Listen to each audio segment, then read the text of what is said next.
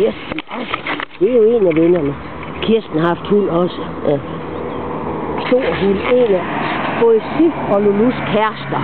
Nå da. Ja. Han har også mange dagebekendtskaber. Ja. De fejler ikke noget. Nej, og jo, hun er jo glad jo. Jo større, jo bedre. Ja. Ja. Og det er let. Jeg vil have været over i parken, men hun vil altså den vej ned. Så må jeg jo følge efter. Så er der ikke noget at gøre. Ja. Hun har mange gode venner, Lasse. Ja. Nej, vi råbte jo Lasse anden. Vi så ham lige komme anstigende der over gaden. Eller op ad vejen. Ja.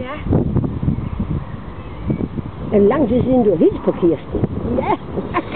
Nu kan hun løbe frem og tilbage og frem og tilbage. Det er jo efterhånden meget fedt. Nu er jeg flyttet over. Hvor var det sød. Prøv at se den lille hvide der, hva'? Er det ikke den mindste af dem? Tror jeg, det er. Jeg gik rigtig langt på den hvide.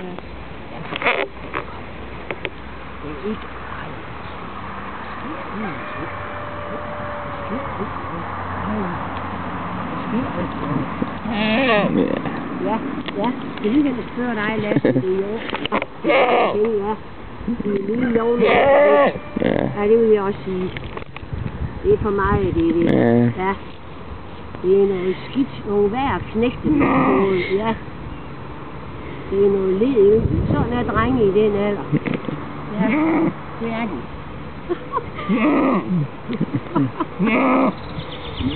Kom nu hjem.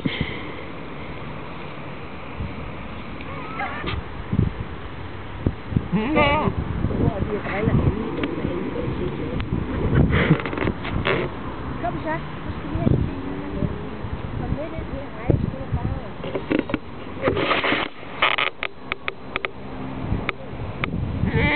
Ja, det tror jeg, de kommer.